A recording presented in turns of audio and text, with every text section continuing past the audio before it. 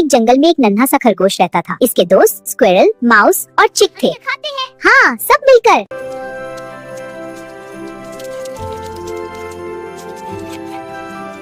वो बहुत शरारती था और सारा दिन इधर उधर दौड़ता रहता था।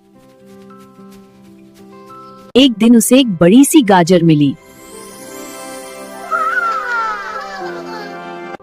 अकेले खाने के बजाय दोस्तों को भी बुलाया जाए।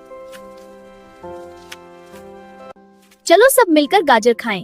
हाँ, सब मिलकर खाएं। आओ दोस्तों, सब मिलकर गाजर खाएं। जी हाँ, ये बहुत मजे की है। शुक्रिया खरगोश भाई।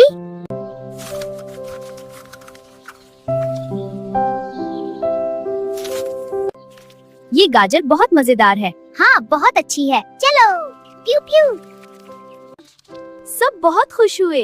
हाँ, बहुत मजा आ रहा है। गाजर बहुत लजीज है। चुप चुप, सब खुश है। खुशी बांटने से बढ़ती है। हाँ वाकई, अब हम सबके पास है। चलो सब मिलकर खाएं।